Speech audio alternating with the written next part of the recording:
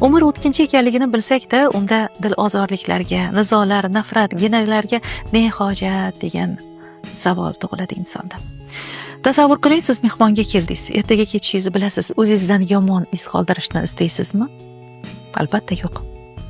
Bugunimiz ertamizga tashlangan qadam.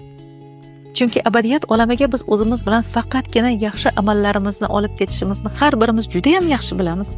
Shunday ekan, bu bevafo dunyo so'qmoqlarida o'ralashib qolmaylik deyapman-da. Bu dunyo kimlar kelib, kimlar ketmagan dunyo.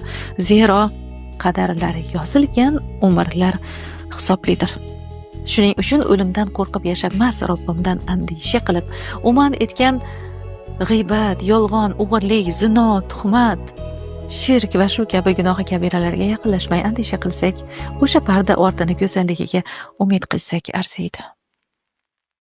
Voyjon, azizlarim, mana shu bolani yaxshilab ko'rib olinglar. Bu bolani onasi dunyoga 50 yoshida keltirdi. Bu 30 yildan beri bu bolani Allohdan so'rab duo qilmagan odam qolmadi. Qancha insonlardan duo olib, mana Allohni berganiga behisob shukr. Turchonak biz o'g'limiz mana Istanbulda yashaydi. Onasi Istanbulga turmushga chiqib, mana ismlari Yigitxon, tahallisi Alloh berdi. Mashalloh. Azizlarim, aytmoqchimanki, agar orangizda aynan mana shu mavzuda Allohdan so'rayotgan ayol qizlarimiz bo'lsa, hech ham umid bo'lmang. Inshaalloh albatta beradi. Erta kecha yo'q ekan.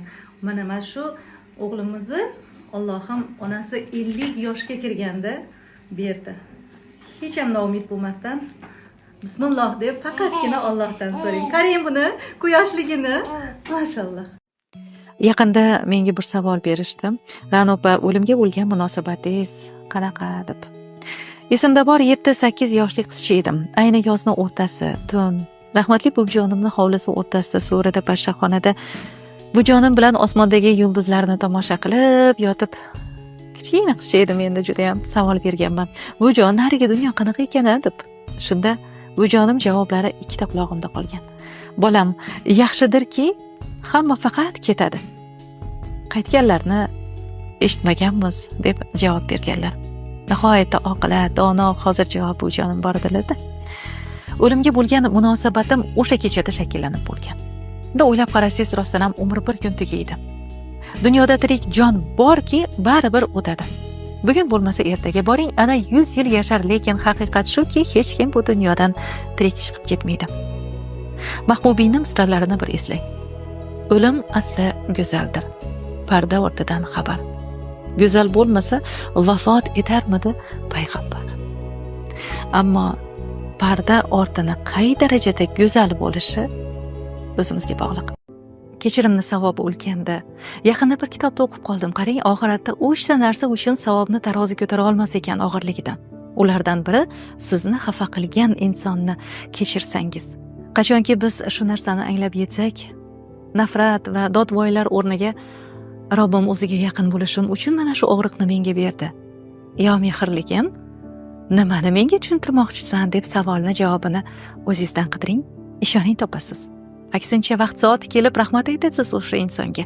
O'zi bizga qiyinchilik kelsa birinchi o'rinda biz nima qilamiz? Albatta qarshilik ko'rsatamiz. Tabiiyki, kurashganga narsaga kuch kiradi. Kurashmang. Aytmoqchiman, kechira olmayapsizmi? Bag'rim yonyapti, kechira olmayman deyapsizmi? Unda o'zingizni ham, birovlarni ham aldamang. Tan oling, ha, hozir kechira olmayapman, jahlim chiqyapti deb o'zingizga vaqt bering. Buni davosi chunki faqatgina vaqt, lekin unutmang, beayb Parvardigor. Insonki adashibdi, ammo bir kun kelib xatosini anglabdimi, kechiring. To'g'ri yo'lga qaytishga ko'mak berish har bir bandaga xos bo'lishi lozim. Ona bu borliq. Ona butun olam. Ona bu eng iliq qo'llar, bu xotirjamlik, cheksiz mehr. Yillar o'tgan sari onajon, oyjon degan so'zni boshqacha qadriga yetar ekansan inson. Ulg'aygan sari bu so'zga juda ham muhtoj bo'lib qolar ekan har bir inson. Qani endi vaqt ortga qaytsa-yu, ana o'sha jajji qizchaga aylansang, bolachaga aylansang, tizzalariga bosh qo'ysang, so'zsiz tushunadigan mehr ummonidir ona. Sog'inar ekansan odam. Inson ulg'aygan sari shunchalar onaga muhtojlik kuchayib boraverar ekan. Hayratlanarlisi bilasizmi nima? Sevgan yoring, jigargo'sha farzanding, hatto eng yaqining mehri ham mana shu bo'shliqni qalbdagi to'ldirmas ekan. Ona hech qachon ranjimasin, bu gunoh, bu mumkin emas. Chunki u ona. Robbim oyoqlari ostiga jannatlarni tashlagan buyuk siymo.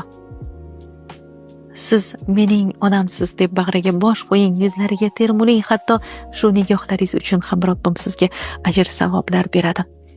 Har kunni g'animat bilaylik, shoshiling, onangizga mehringizni izhor eting. Agar ijozat bersangiz, dilingizdagi so'zlarni men yetkazay. Ona, men sizni judayam yaxshi ko'raman. Meni dunyoga keltirgan farishtam sizsiz.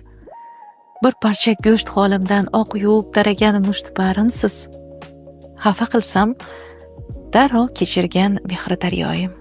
Sizni hech kimga alishmayman, chunki siz hech kimga ozor bermaydigan zotsiz. Sizni yaxshi ko'raman, onajon. Ba'zan yo'q, bormaysan yoki mumkin emas desangiz, men noshudsiz haqingizda onam doim qattiqqo'llik qiladilar. Meni tushunmaydi deb xafa bo'libman. Bilmabmanki, bu so'zlar ortida aslida xavotir, meni yomonlardan va noxushlikdan asrash, avaylash hissi borligini. Bu kabi yana ko'plab o'zim bilmay sizdan xafa bo'lganlarim sanog'i yo'q. Kechiring onajon. Aslida men sizni tushunmabman. Men ham mingdan ming sizdan roziman. Afsuski, sizning so'zlaringiz biz farzandlarga oradan yillar o'tib yetib kelarkan, meni jannatim sizni poyingizda.